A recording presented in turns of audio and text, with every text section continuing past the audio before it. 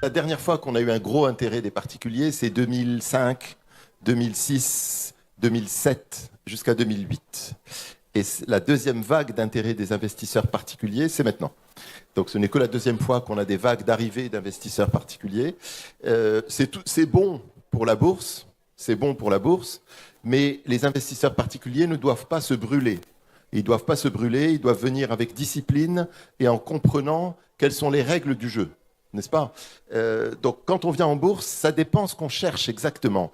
Est-ce qu'on cherche à gagner de l'argent à long terme ou est-ce qu'on cherche à s'amuser? Si c'est un jeu, c'est une chose. Si c'est un développement de son patrimoine que l'on recherche, c'est autre chose. Donc il faut être bien conscient de ce qu'on fait. La bourse, c'est un instrument d'investissement de très long terme.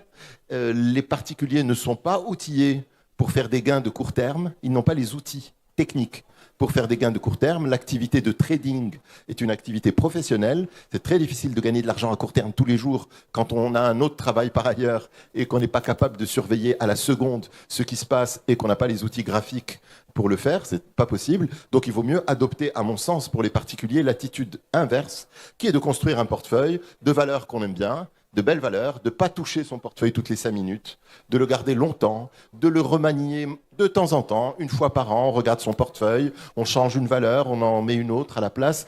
Vous savez, ça coûte très cher de vendre et d'acheter.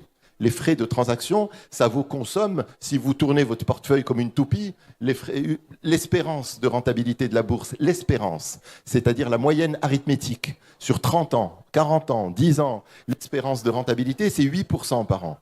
8% par an, en moyenne, avec des années à plus 18 et des années à moins 2. Mais 8%, c'est ce que vous ferez. Moi, je suis investisseur en bourse depuis 1998.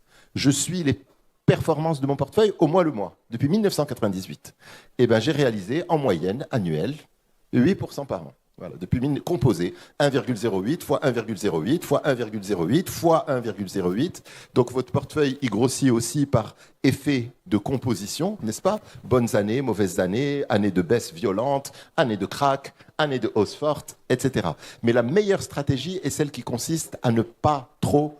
Ils ne vont pas être contents, les intermédiaires en bourse qui sont là dans la salle. Je ne sais pas s'il y a des intermédiaires ou s'il n'y a que des sociétés de gestion. Non, il y en a. Mais en tout cas, la stratégie qui est la plus gagnante pour un épargnant, c'est de se faire un joli petit portefeuille et de le garder longtemps, de ne pas trop vendre, pas trop acheter, bien choisir au début. Et surtout, ma recommandation, c'est de mettre le même montant tous les mois ou tous les trimestres dans votre portefeuille. Le même montant en dirhams. Parce que quand les actions sont chères, vous en achèterez moins, puisque c'est le même montant en dirhams. Quand les actions sont moins chères, vous en achèterez plus, puisque vous mettez toujours le même montant en dirhams, et vous aurez des coûts moyens qui sont les meilleurs. Donc soyez disciplinés, mettez 5000 dirhams tous les trimestres, ou mettez ce que vous pouvez mettre tous les trimestres, et laissez votre portefeuille grandir. Ne le touchez pas, ne lui coupez pas la tête, n'enlevez pas les profits pour aller vous acheter un sac à main ou une montre. Gardez les profits et laissez les profits eux-mêmes faire des petits bébés et grandir aussi. Et c'est la meilleure performance à long terme, à mon avis.